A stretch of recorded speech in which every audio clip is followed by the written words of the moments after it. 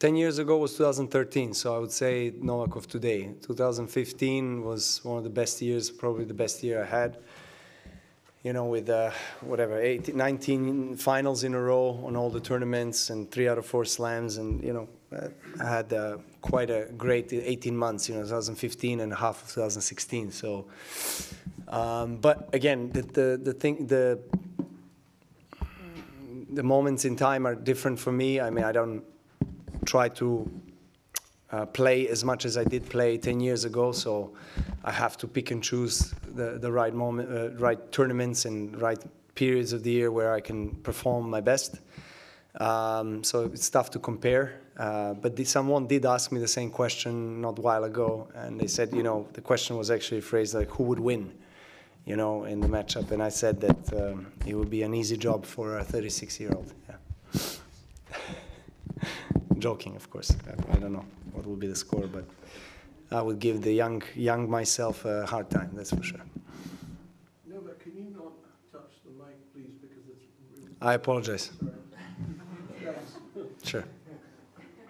Other than learning not to touch the mic, what are some things you've learned about yourself this year, both as a player and as a person? Not to get too philosophical, but I think let's start from the player. I mean, I learned and kind of confirmed once again that the right scheduling and programming is giving me the benefits and the results that I want to. So I really wasn't happy with my clay court season up to Roland Garros and was doubting my game a lot. But then, you know, I do have a great team of people around me that remind me of the fact that I should trust the process, and that normally in the Grand Slams I'm a different player, and it's true. So that was one of the key turning points, I think, of the season for me, winning the 23rd Slam in Paris. That kind of, I think, gave me really wings for the rest of the year. Since then, I lost 2 matches, you know, and won many tournaments. So, yeah, always around clay court season, I go through a kind of a roller coaster mentally, I think, game-wise as well. But I'm thankful for it, because normally that's the time where I learn a lot about myself and how to stay in the moment and how to not, you know, project too much negativity on myself and the surrounding if I'm not playing well, if I'm not doing well. And as a person, you know, again, balance of the private and professional life is the key. I mean, obviously it's different for everyone. We're all different individuals, and this is a very demanding sport with a high travel intensity throughout the year.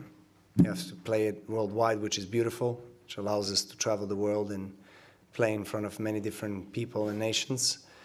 But at the same time, you know, it separates you from the family and from the dear ones. So that was probably the biggest challenge I had internally for me, is how to balance things out and still be able to participate in my children's lives and my wife's life, and be able to be there when it matters, and when I'm not, then, you know, how can I stay connected? How can I, you know, obviously technology allows you to communicate, but, you know, it's different when you're away, and especially after achieving so much and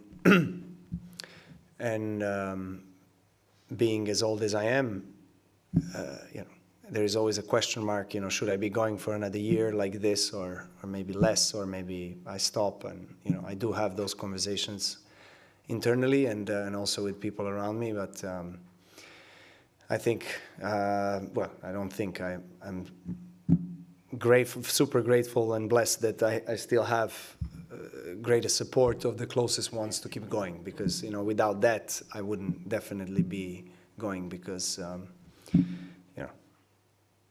you say, you know, obviously family is the priority in life, and their well-being and health and the moments that we share with each other.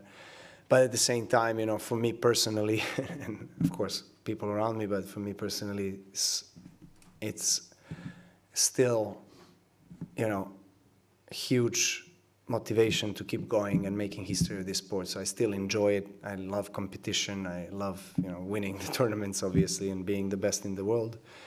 And I know that there is a lot of people around the world, especially from my region, that follow me and they want me to keep going, which is, you know, an added strength. But yeah, so it's kind of juggling between the two, you know, really understanding how to maintain that balance that will allow me to be happy, fulfilled professionally and privately.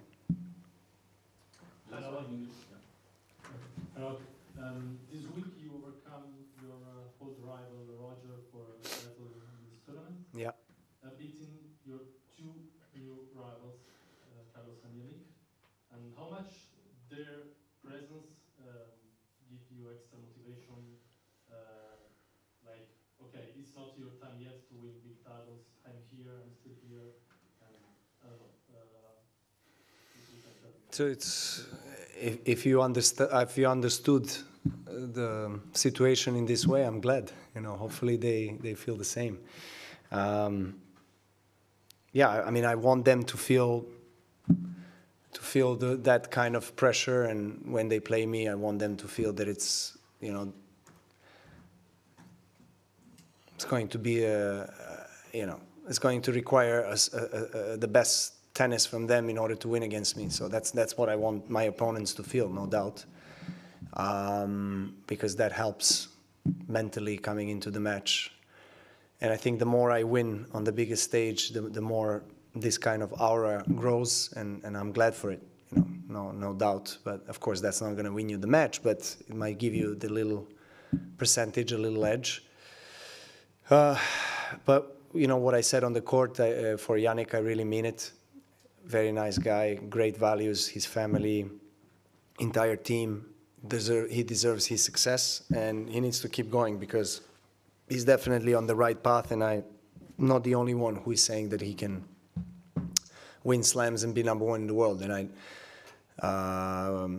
I would be very surprised if that doesn't happen. I don't know if it's next year or the year to come. He's 22. He's a lot of time ahead of him. Rune, Alcaraz, and him are, you know, the big three, next big three, if you want to call them. And they're going to carry the sport.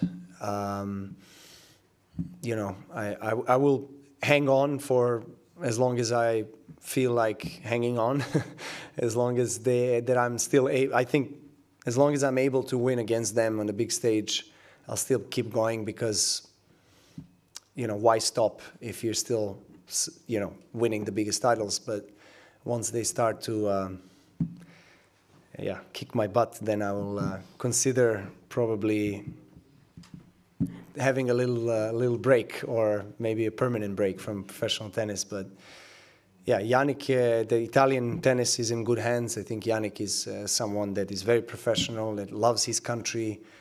He does all the right things with his people, and it's great that we have a World Tour Finals in a country that really loves tennis and loves sport. Of course, culture is culture, but